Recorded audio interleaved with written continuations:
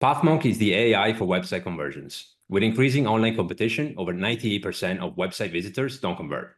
The ability to successfully show your value proposition and support visitors in the buying journey separates you from the competition online. Pathmonk qualifies and converts leads on your website by figuring out where they are in the buying journey and influencing them in key decision moments with relevant micro experiences like case studies, intro videos, and much more. Stay relevant to your visitors and increase conversions by more than 50%. Add Pathmonk to your website in seconds, let the artificial intelligence do all the work, and increase conversions by more than 50% while you keep doing marketing as usual. Check us out on pathmonk.com. All right, welcome everybody to today's episode of Pathmonk Presents.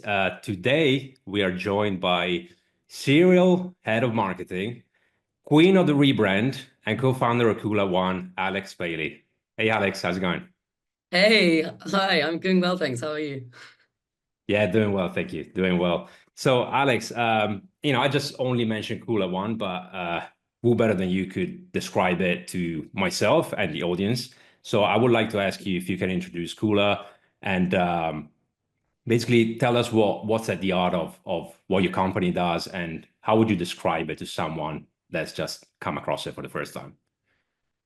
Yeah, no worries. So Kula One is essentially a community of fractional problem solvers that kind of exists as a flexible resource for growing startups to tap into. We're kind of the Swiss Army knife of startup and scale up experts. So kind of a mixture of senior leadership support and teams that can be utilized by startups to get the right support and advice they need at kind of crucial stages of their growth journey. So kind of to paint a picture of that, as a founder, you might need to build a marketing function from scratch. You might have built a really cool product already, but you haven't done any marketing, you're not sure where to start. So you might want to bring in a fractional CMO initially 1 day a week to kind of get that started. You might need to level up your finance game. You might need to put in some systems and processes because you've got to that stage where what you started with isn't going to serve you in a scalable way for the long run. Or it might be a combination of any of those things, really. And the idea of Kula is that we're kind of that one-stop shop for all your growing pains as a startup. Because, everyone in our group has been around the block and kind of has dealt with these challenges personally before. And when you're just starting out, you might really benefit from talking to an experienced operator, but you might not have the budget to hire a full-time member of your senior leadership team, if that makes sense. And kind of just to add a little bit of color to kind of why we exist, if I may.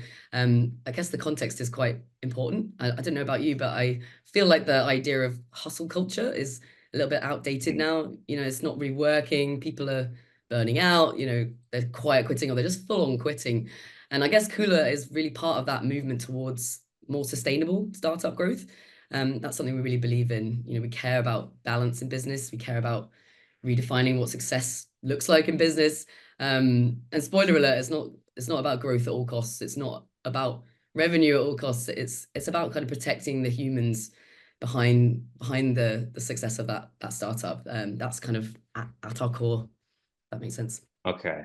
I love that. I love that you mentioned that and make it more human, let's say human-centered, if you will. Because that will attract a type of business that you want to work with. And if not, if anything, they'll see pretty much right away that, that's the way you operate. And, I guess they either adapt to it or you'll work more with the people that, you kind of jive with and the cultures that align with your way of doing. And I think, yes, that's beautiful, to be honest. And I agree. Hustle culture has done its time now. Okay, we've seen it, been there, done that. Okay, now, let's find sustainable ways to, grow businesses and make a difference, right? So Absolutely.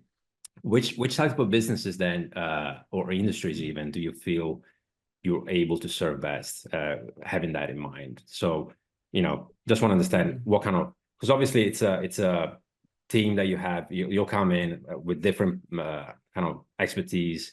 What kind of problems are you able to solve for them, and what can they expect when they come to you? Yeah, absolutely. So I guess the sweet spot for us is tech startups of a certain size. Maybe they've got between about 10 and 30 employees.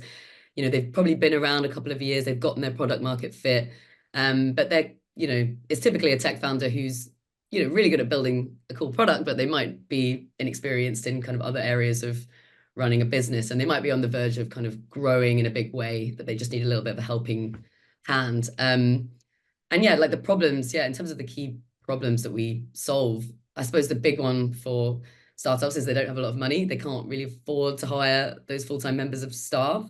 They need something flexible financially.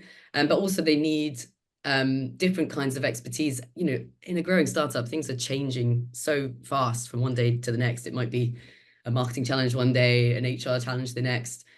You can't really see what's coming. And I guess the benefit of being able to tap into a group and kind of, increase or decrease certain types of expertise as and when you need it, I think is going to be so beneficial.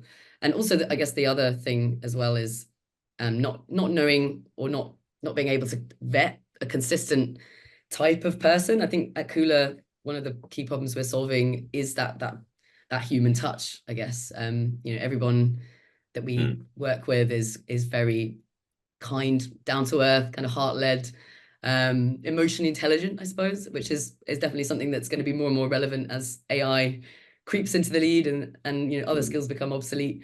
So yeah, I'd say those are the kinds of key problems we solve. Okay, that's very good. So I would assume then it's when people reach out to you, when these companies reach out to you, it's likely, if it's a startup, it will be someone from the founding team, right? The CEO or a co-founder, anyone from the founding team. Maybe I'm wrong, but I wonder how do they typically find out about you? So how, if I say I'm a co-founder, I need a fractional, maybe I don't know I need a fractional CMO, but I'm looking for help, right? How would I find out about you typically? It's a really good question, and one that we're still kind of figuring out, because I suppose we're kind of creating the market for fractional startup expertise in the UK at the minute.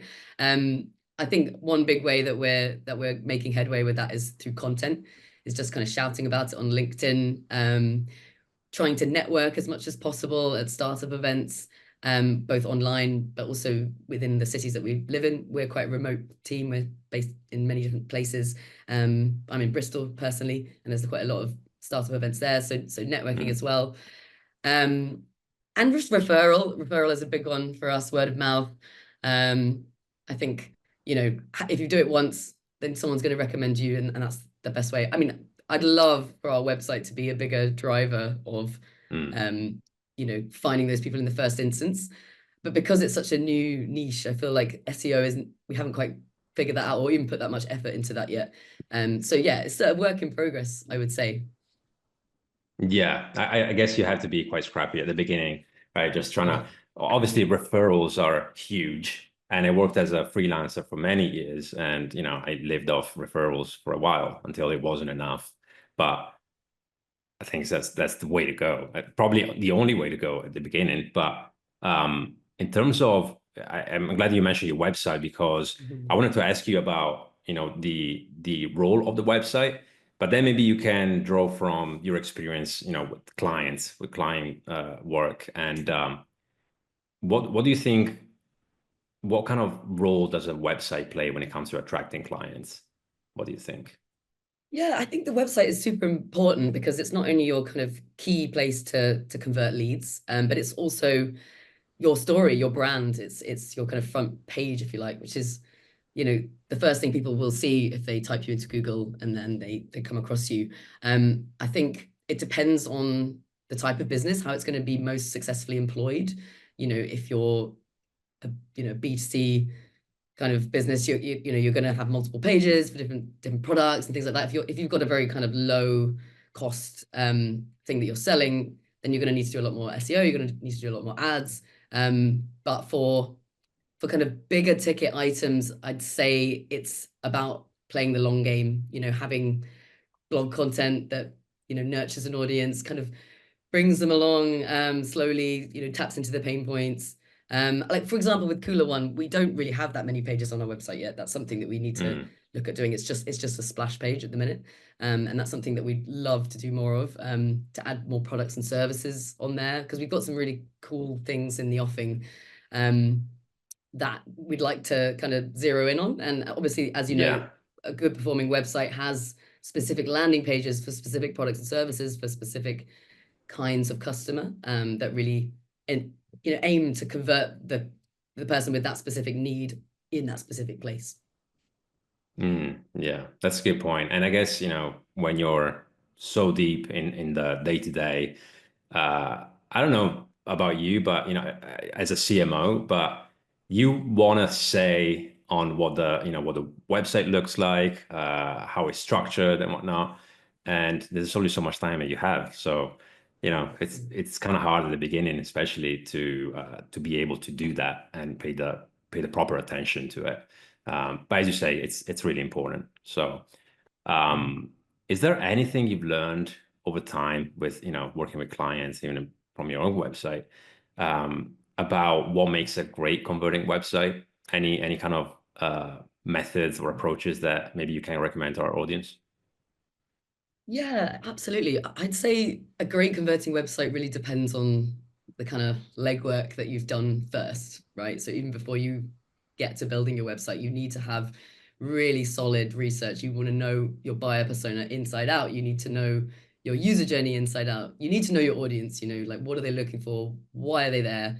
Is your website going to help them in the way that they need? And looking at the analytics as you go along, you're not going to get it right in the first instance. So testing and iterating is really key. So throw stuff at the wall, see what sticks, look at the analytics, and then kind of make small trackable changes that you can measure the impact of as you go along, really. And like look at the user journey. I think I mentioned that before, but where are the holes in the conversion funnel? Are you getting enough traffic in the first place? If not, you might need to figure out how to attract more visitors in the first instance. And then once they get there, what opportunities do you have for converting them? Are you optimizing for the right things in relation to your offering? Do you have different offers or different opportunities to convert at different points of that kind of commitment development? Like maybe someone's just checking you out. They want to like subscribe to a newsletter, keep in touch. They're not ready to book a call or, watch a demo or anything like that. But you've got to kind of tease them along and just making sure your website is kitted out for all those types of people, I'd say is probably the most important thing. Okay, that's a good one. That's a good one. And one thing I would add is that it tells the right story, right? Because Yes. yeah, most times there's a disconnect, and even if you have a great website and got all your tooling, all your methods in order, then it doesn't matter because you don't tell the right story. I think it's really important. But I like the point you made about checking the analytics, checking where the holes are, basically. And so one of the important things that let's say, one of the things that I, for one, geek out on is tooling, right? It's like tech stack. And I'm sure, many of our audience, many people in our audience actually do that because we get quite a lot of feedback on that. So what would your top three tools be when it comes to your role as a CMO? Ooh, that is a good question. Let me think about that for a minute. Hmm. I mean, I'm a big fan of any kind of automation tool that just makes my life easier when it comes to kind of scheduling or, I love HubSpot. I've used it so many times. It's kind of a one size fits all because it does pretty much everything. So I wonder if I can just pick that one. Just one for all three. The one tool to rule them all, Right. but I mean, anything that helps you do that, there are alternatives as well. And whether it's basically you just want to kind of keep track of the people in your bucket of leads. Basically, you want to make sure you're aware of it if people are coming back more than once. I'm a B2B marketer at heart, so I'm all about, like I said before, playing that long game. So being able to track, who's opened more than one of my emails, how recently maybe they've like opened an email but also downloaded a content offer or read a blog post, having that full picture of one person and all the behaviors they've demonstrated in relation to engagement with my brand is so important. So I would say something like that just makes that big picture analytics just so obvious. I think it's crucial Mm. for growing startups, to be honest. Okay, that's good. Well, HubSpot, it's fair that you say, because it covers so much. So I Yeah. think, well, yeah, thanks for that. That was a good one. So you mentioned, you send out emails and you're touching a little bit on what you do, right? So I wanted to just switch gears a little bit and talk about you as a leader. And my question would be, well, then what do you do on a day to day? Because it must vary so much at times, and maybe at times it's actually quite repetitive. But I want to hear from you. What are the key tasks that you focus on your day to day work? Yeah, absolutely. It's super varied, and I'm really happy that it is varied. That's one of the reasons I wanted to be a fractional professional, so I didn't have to be Mm, tied to my desk, 7 days a week, however many hours. That was one of the most important things to me when it kind of came to going freelance initially, and then founding Kula One. I think day to day, one of the main things I do a lot of is just talking to people and listening to people as well. Whether that's in, for my clients, whether I'm talking to the people that in the business that I've hired or helping them solve problems or just hearing, what it is that's the challenging thing this week, offering coaching, offering problem solving, whether it's looking at, you know, stats or content and giving feedback on those things as a CMO, helping people analyze and helping them develop the skill to kind of unpick what's not working themselves as opposed to just telling them the answer. I spend a lot of my time in meetings and talking to people as well, but also just out and about networking. Go to quite a lot of mm, networking events. That's quite key, I think, when you're trying to meet new people and grow your business. I spend a lot of time looking at my emails as well, and a lot of time on LinkedIn, and a lot of admin bits that obviously do, drain you, but they've got to be done, right? Um, yeah, I'd say that's yeah. probably most of it. Okay, that sounds good. And again, well, I like it that you mentioned that you go to networking events quite a lot because what I personally run the risk of, and I've done it in the past, is that you just kind of in your own bubble, and because you can work remotely, then you only do that. But that's it's not the best way to go about it, I don't think. And actually going out, speaking to your customers, that's one thing, but also just meeting more people in your industry, like-minded people, having a good chat, it's I think it's very important. So Absolutely. glad to hear that. Glad to hear that. Cool. Okay, so since we're coming to the end of the interview, Alex, I just want to jump into our rapid fire questions. And the only rule we have for this one is that only short and crisp answers are allowed. Are you ready? Oh, okay. Wasn't expecting this. All right, go for it. All right. What's the last book you read? Kafka on the Shore by Murakami. It's fiction, not a business book. Okay, great. Many times we'll hear business books, which is great, but I like when I hear a fiction book or a novel, whatever it is, it just changes things up a bit. What's the one single thing that your company is focused on at the moment at the most? Developing a new product. We want to build a human experience squad. Is this too long, by the way? Shall I stop? No, that's fine. Okay. Yeah, that's it in a nutshell, but focused around brand, customer experience, and employee experience. Lovely. Okay. So if there will be no boundaries in technology, what would be one thing that you want to fix for your role as a fractional CMO today? Ooh, thinking big, it would be really great to know if, when founders were struggling the most. Because I feel like when people are struggling the most, that's not the time that they ask for solutions because they're typically overwhelmed. But if there was a way of tracking when people needed help and weren't in a place to ask for it, I'd want to know about it. That's a good one. You kind of touched on this already, talking about emails and other things. But if there was one repetitive task that you could automate, what would that be?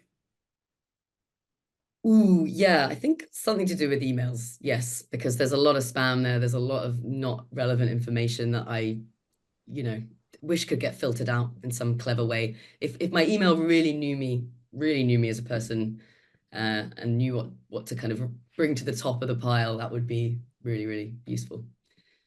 All right, some kind of sorting then of what a priority is and maybe even replying for you or that kind of thing? Exactly. Yeah, something like that. It probably already exists. I don't know. Mm. All right. So going back to younger Alex, what's one piece of advice that you give your younger self if you were to restart your journey as a marketer completely? Yeah, I think it would be never to take anything personally. That's something as a marketing leader I wish I'd taken taken on a lot sooner. Yeah, definitely something human. I think the technical things about whether to be a specialist or a generalist or whatever are more in flux. Mm. So yeah, something human like that. Okay, beautiful. That's a good way to end. I like it, Alex. Okay, good. Want to thank you for being on the show with us today. And what we usually do, we give our guests the last word. And so I want to ask you if someone forgets everything about this interview today, all the interesting things that you talked about, what is the one thing they should remember about Kula One and your role?